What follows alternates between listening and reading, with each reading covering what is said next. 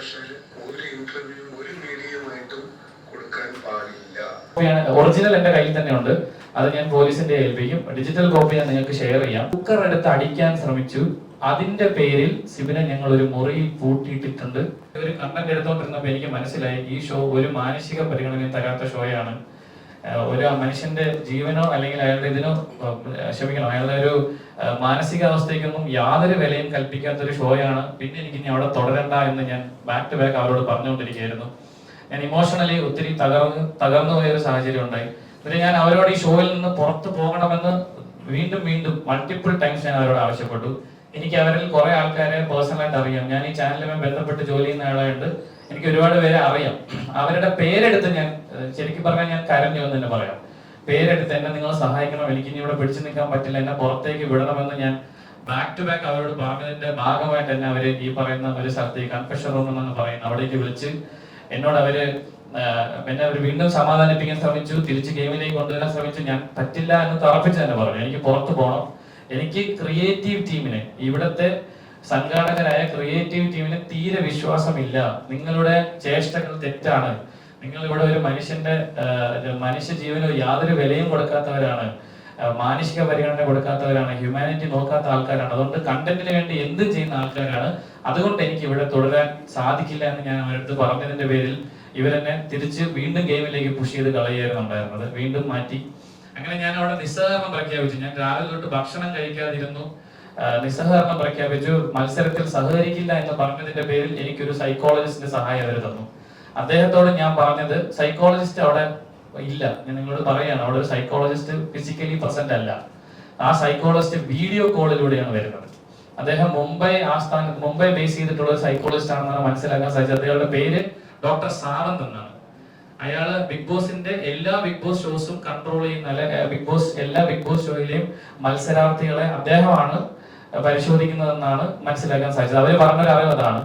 അപ്പൊ സാവന്ത് എന്ന് പറഞ്ഞ ഡോക്ടർ വീഡിയോ കോളിലൂടെ, വ്യക്തമല്ലാത്തൊരു വീഡിയോ കോളിലൂടെ എന്നെ കാണുകയും അദ്ദേഹത്തോട് ഞാൻ ഇതേ കൺസേൺ തന്നെ പറയുകയാണ്, ഇങ്ങനെ ഒരു ഹ്യൂമാനിറ്റി വാല്യൂ ഇല്ലാത്തൊരു ഷോയാണ് ഇവിടെ പ്രോപ്പർ എനിക്ക്. അപ്പൊ അദ്ദേഹം തന്നെ എന്നോട് ചോദിക്കുന്നു, എന്റെ സിബിന് ഉറങ്ങാത്ത പ്രശ്നമുണ്ടോ? ഞാൻ പറഞ്ഞു ഉറങ്ങിയിട്ടില്ല.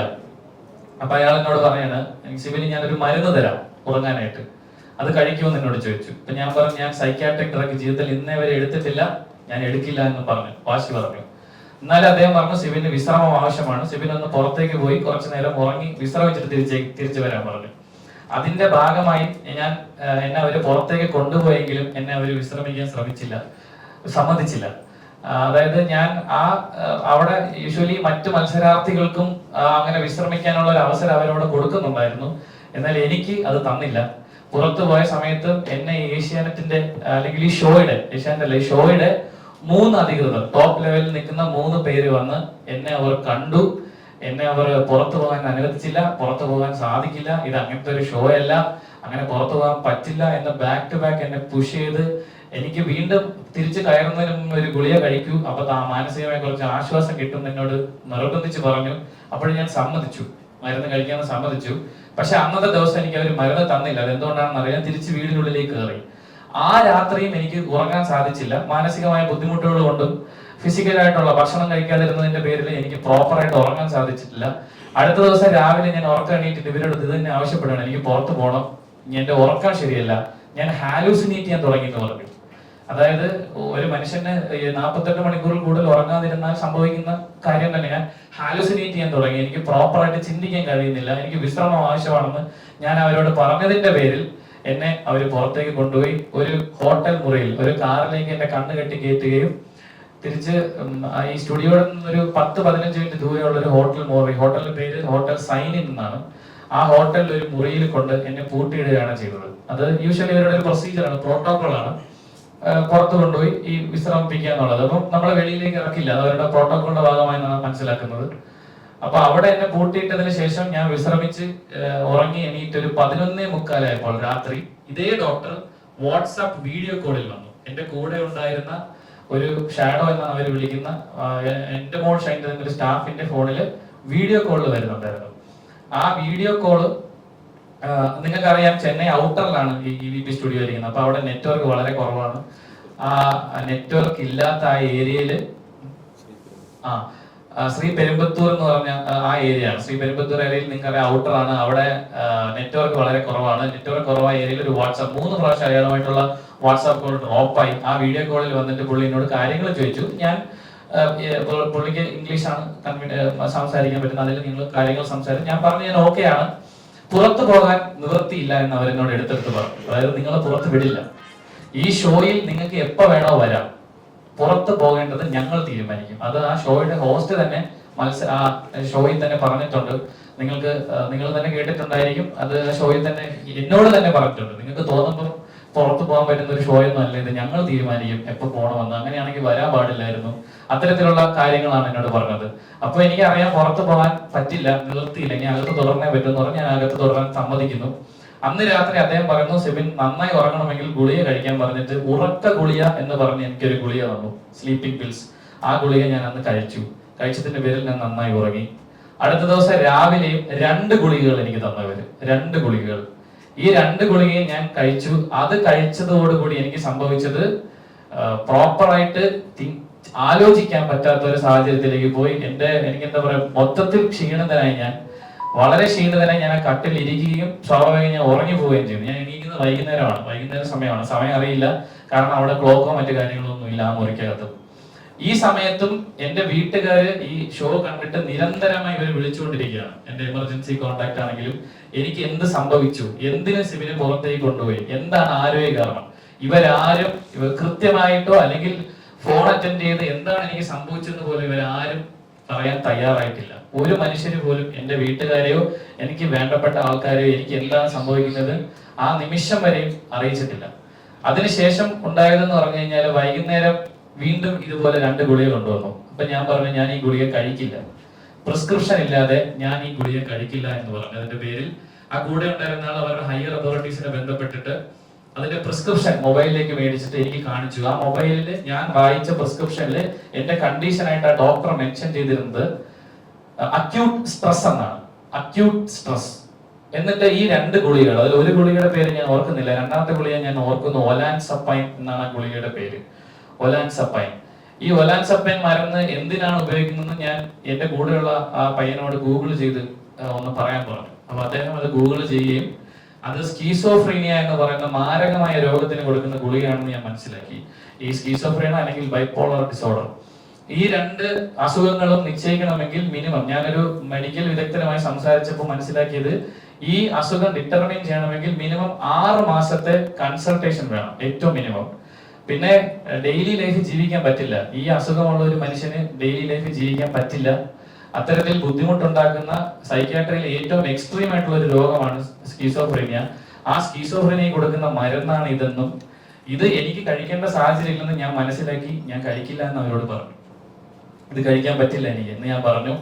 അപ്പോൾ എന്റെ കൂടെയുള്ള ആൾ അവരുടെ ഹയർ അതോറിറ്റീസിനെ അറിയിക്കുന്നു, സിബിൻ ഇത് കഴിക്കില്ല എന്ന് പറയുന്നു.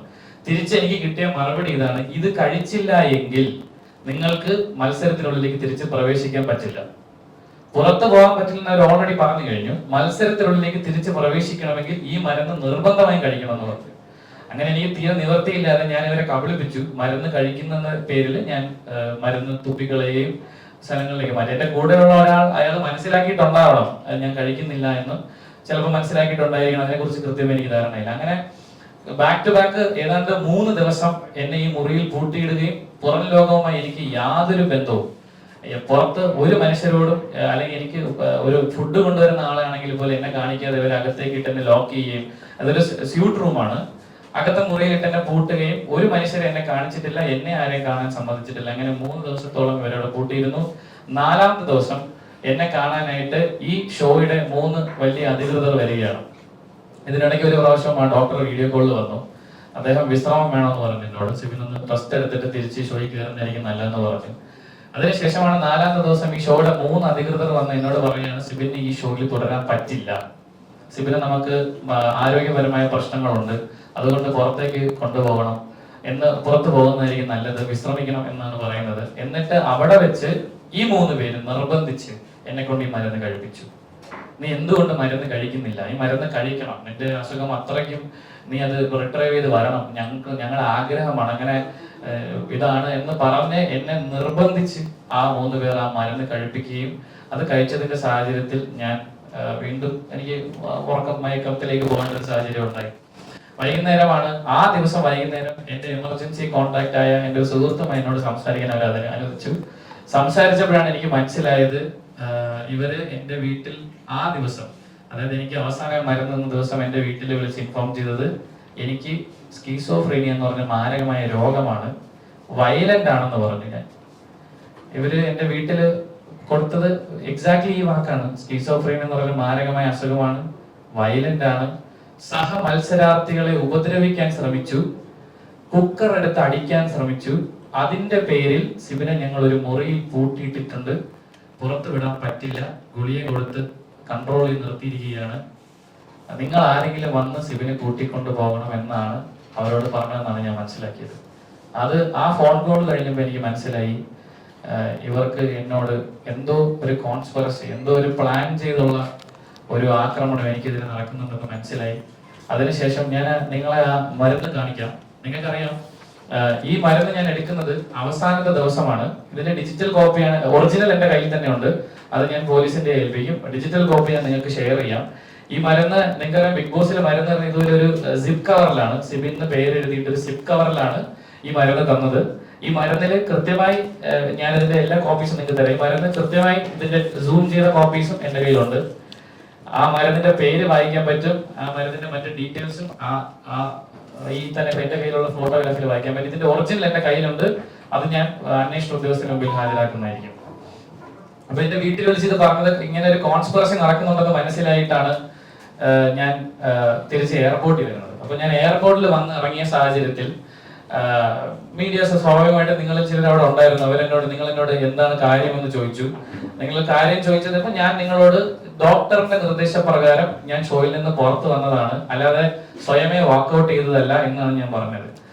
അത് ഈ ഷോയുടെ അധികൃതർ ഉദ്ദേശിക്കുന്ന രീതിയിലുള്ള ഒരു മറുപടി അല്ലാത്തത് കൊണ്ടായിരിക്കാം ഞാൻ വീട്ടിൽ എത്തുമ്പോൾ തന്നെ എനിക്കൊരു കോൾ വന്നു. അതൊരു ത്രെഡ് കോൾ ആയിരുന്നു.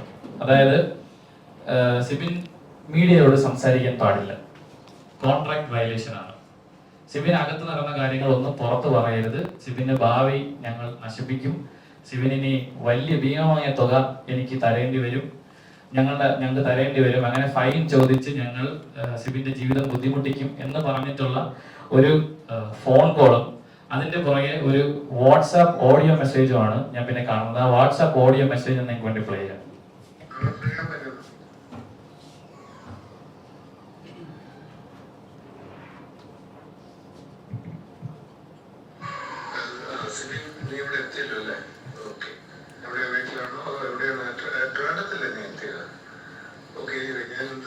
മെസ്സേജ് അയക്കുന്നത് പറഞ്ഞല്ല, ഒരു കാരണവശാലും ഒരു ഇന്റർവ്യൂ ഒരു മീഡിയയുമായിട്ടും കൊടുക്കാൻ പാടില്ല. എയർപോർട്ടിൽ വന്നപ്പോൾ തന്നെ എന്തോ പറഞ്ഞെന്ന് ഞാൻ കേട്ടു. അതിന്റെ ഒട്ടും അവിടെ വെച്ച് തന്നെ അത് അവോയ്ഡ് ചെയ്യേണ്ടതായിരുന്നു. എനിവേ നാളെ ഒരു മീഡിയയോട് പോലും സംസാരിക്കാൻ പാടില്ല. വളരെ ക്ലാരിറ്റിയോടെ കോൺട്രാക്റ്റിലുള്ളതാണ്. അങ്ങനെ ചെയ്തത് ബ്രീച്ച് ഓഫ് കോൺട്രാക്റ്റ് ആണ്. അങ്ങനെ ഒരു സംഗതി ചെയ്ത് കഴിഞ്ഞാൽ പിന്നെ അത് അതിൻ്റെതായ രീതിയിലേക്ക് കാര്യങ്ങൾ മുന്നോട്ട് പോകുന്നത്. സോ നിന്നോട് പ്രത്യേകം പറയാൻ ഒന്നുകൂടെ, വളരെ സെൻസിറ്റീവ് ആണ്. ഒരു കാരണവശാലും ഒരു ഇന്റർവ്യൂ പാടില്ല കേട്ടോ. ഓക്കെ, നാളെ ഫ്രീ ആകുമ്പോൾ എന്നെ ഒന്ന് വിളിക്കാം. Thank you, good night. ഇതാണ് ഓഡിയോ. ഇതുപോലെ അദ്ദേഹം ഇതുപോലെ പല കോളുകളും, അതായത് ഇപ്പൊ എന്റെ ഒരു വീഡിയോ ബൈറ്റ് പുറത്തു വരികയാണെങ്കിൽ ആ വീഡിയോ ബൈറ്റ് എനിക്ക് വാട്സാപ്പിൽ അയച്ചു തന്നിട്ട് അതിന്റെ പുറകെ ഒരു ഓഡിയോ സന്ദേശവും അതിന്റെ പുറകെ പുള്ളി എന്നെ ഒരുപാട് പ്രാവശ്യം വിളിക്കാറുണ്ടായിരുന്നു.